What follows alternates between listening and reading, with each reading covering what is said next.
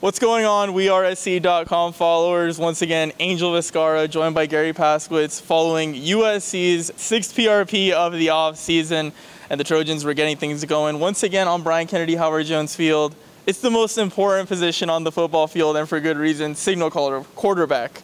But today, what did you see from that? I know we had some different faces out there playing quarterback for the Trojans today. Yeah, there was no Jack Sears, and then JT Daniels did not throw. That's the first time we've seen JT out here but not throwing. So it was Matt Fink and Holden Thomas out there splitting the reps equally.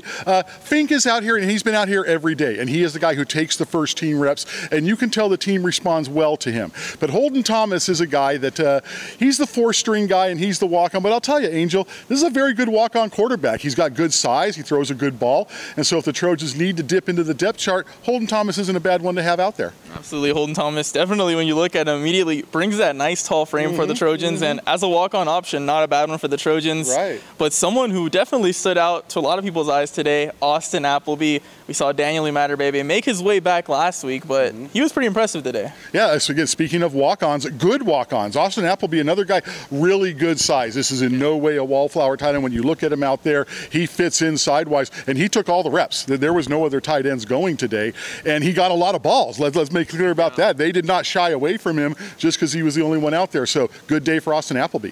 Absolutely, and someone who we didn't see so much in an active way, maybe playing the game, but we definitely saw him coaching out there. Let's call him Coach Cam Smith. What are your thoughts about just seeing Cam out there, and maybe some of the guys who taken to reps in his place? Yeah, Cam was out there just signaling in plays today. There was no reps on the field for him. So is Ruben Peters taking all of the first team reps at the inside linebacker spot. And Ruben is a guy who just likes to run around and hit people. He was playing fullback last year. I love moving him back over to linebacker. We'll see what kind of reps he gets as the season start.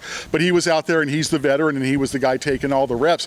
One thing that I did find very interesting is there was no backup to Jordan Iosefa. And so with the second team was going at the outside linebacker spot, Levi Jones was down there. And I'll tell you, Angel, I like that a lot. I've always felt that Levi, right now he's playing the will linebacker spot, but outside linebacker could be a place for him to get. He gets to the backfield so well when he's up close to the line of scrimmage, so he was taking those reps today.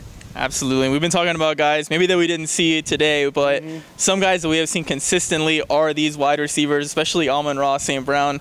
I looked at you today and said, the kid's a gamer. What are your thoughts on the receivers so far? I like the point that you mentioned. When you see Tyler Vaughns, Michael Pittman, and Amon-Ra St. Brown, who has been taking a lot of the first team reps, there was no Velus Jones today. Those guys are out here every day, and they're consistent, and they're playing well. Tyler Vaughns is so smooth. That's what just gets you every single time. He had a great day today.